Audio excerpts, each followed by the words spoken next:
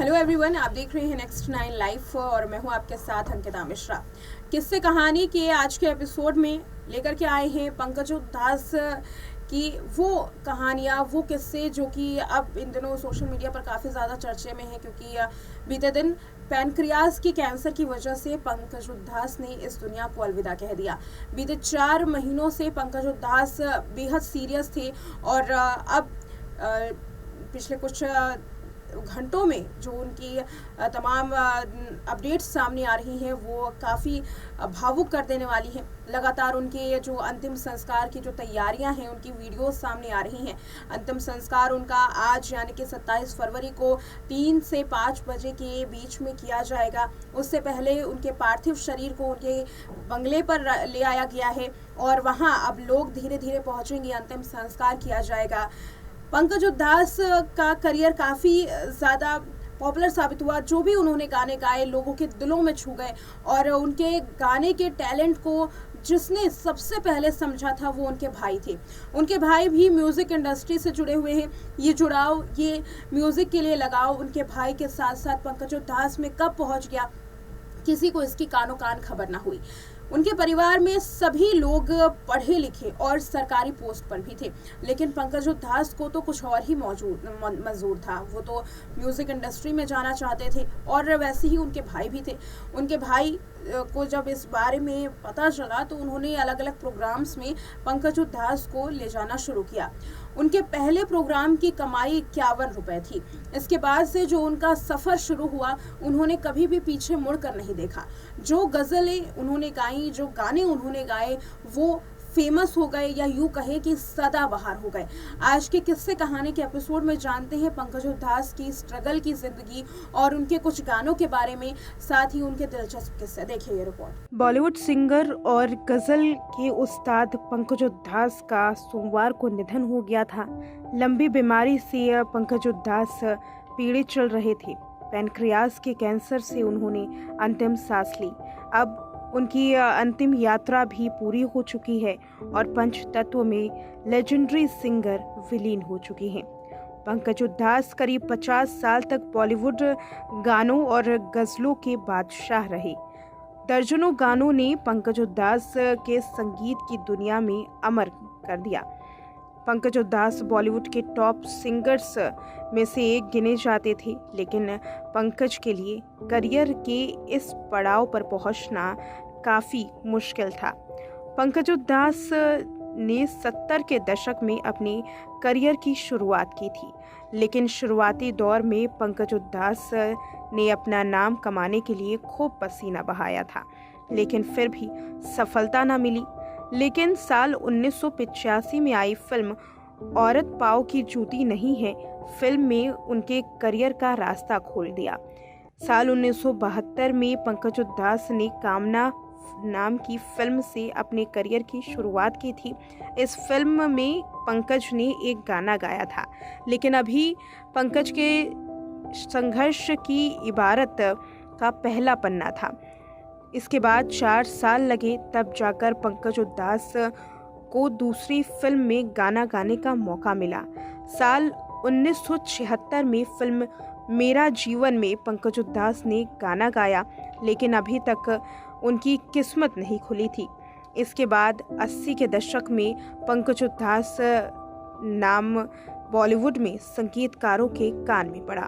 साल 1984 में पंकज उधास ने प्यासा शैतान फिल्म में गाना गाया। इस फिल्म के बाद पंकज को थोड़ी तालियां ज़रूर मिली, लेकिन शोहरत वो नहीं मिली थी जिसके पंकज हकदार थे। 1984 में पंकज उधास ने कमला नाम की फिल्म में भी गाना गाया था। 1985 में पत्थर नाम की फिल्म में गाना गाया, लेकिन इसी साल रिलीज़ हुई फिल्म जिसका नाम था औरत प्यार की जूती नहीं है, जिसके डायरेक्टर बीके आदर्श थे। इनकी फिल्म ने पंकज उधास के सुरों से लोगों का ध्यान और भी आकर्षित कर दिया। फिर साल 1986 में फिल्म रिलीज हुई नाम। संजय दत्त और अमृता सिंह स्टारर इस फिल्म में एक गाना था वो चिट्ठी आई है, चिट्ठी आई है। इस पूरे देश में धूम मचाने वाला ये गाना काफ़ी पॉपुलर साबित हुआ, जिसके बाद रातों रात पंकज उधास स्टार बन गए। इसके बाद उन्होंने कभी पीछे मुड़कर नहीं देखा। पंकज उधास ने अपने करियर में 56 से ज़्यादा गाने फिल्मों में गाए। इतना ही नहीं, दर्जों गज़लों की आवाज़ बने। दर्जनों गज़लों के बाद एल्बम्स रिलीज हुई। भजन गायकी के भी वो सम्राट माने जाते हैं। कई भजनों में भी वो दिखाई दिए। पंकज उधास गायकी की दुनिया के सितारे थे और उनकी आने वाली पीढ़ियां उनके इन सुरों को हमेशा याद रखेंगी। सिंगर ने बचपन से ही गाना शुरू कर दिया था। पंकज उधास ने छोटी उम्र से ही गाना शुरू किया तो 6 साल की उनकी उम्र में लगातार लोग उनकी प्रशंसा करने लगे।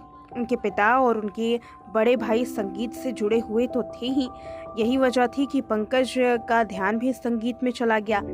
पंकज उधास का जन्म 17 मई 1991 को हुआ था।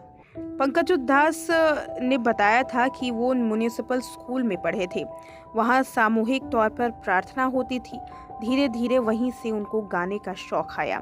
1972 में आई फिल्म कामना में उन्होंने काफ़ी कुछ उपलब्धियां हासिल की।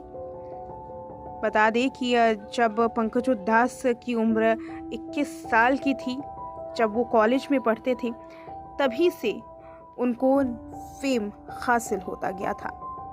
लेकिन खास बात ये थी कि पिता को भी रुचि नहीं थी कि उनके बेटे स्टेज शोज करें या सिंगिंग में जाएं, लेकिन अपने भाई की वजह से ऐसा करने का उन्हें मौका मिला। पंकज उधास ने राजकोट की संगीत नाट्य अकादमी से तबला बजाने की ट्रेनिंग ली थी। उन्होंने ग्वालियर घराने के गायक नवरंग नागपुरकर से ट्रेनिंग ली। पंकज उधास की इस कला को उनके भाई ने जाना और फिर पहली बार स्टेज पर गाने का मौका मिला। वो एक ऐसा वक्त था जब भारत चीन का युद्ध चल रहा था। ऐसे में ऐ मेरे वतन के लोगों उन्होंने गाया। उनकी आवाज़ ने समा बांध दिया और इस वजह से उनकी पहली कमाई 51 रुपये हुई थी। 51 रुपये की उस पहली कमाई ने पंकज उधास के रास्ते खोल दिए। पंकज उधास की फिल्मी करियर में कई उतार चढ़ाव आए। कई गाने उनके हिट साबित हुए तो वहीं उन गानों के लिए उन्हें काफ़ी मशक्क़त भी करनी पड़ी। लेकिन आज उनके निधन के बाद उनके सुरों को लोग याद कर रहे हैं। पंकज उधास की कई सारी वीडियोस आई जिसमें परिवार नम आंखों से श्रद्धांजलि दे रहा है। आखिरी पड़ाव में पंकज उधास अपने पीछे अपने भरे पूरे परिवार को छोड़कर चले गए हैं। आपने देखा इस रिपोर्ट में किस तरीके से पंकज उधास का स्ट्रगल रहा और किस तरीके से उनको आखिरी जो श्रद्धांजलि है वो लोगों ने दी है। पंकज उधास भले ही इस दुनिया से चले गए, लेकिन अपने पीछे सदाबहार गानों की बड़ी लिस्ट छोड़ करके गए हैं और इन गानों की वजह से पंकज उधास फैंस के दिलों में हमेशा राज करेंगे। फिलहाल पंकज उधास के निधन के बाद उनके याद में आज किस्से कहानी के इस खास एपिसोड में इतना ही। पंकज उधास को नेक्स्ट 9 लाइव की ओर से भावपूर्ण श्रद्धांजलि। देखते रहे नेक्स्ट 9 लाइव।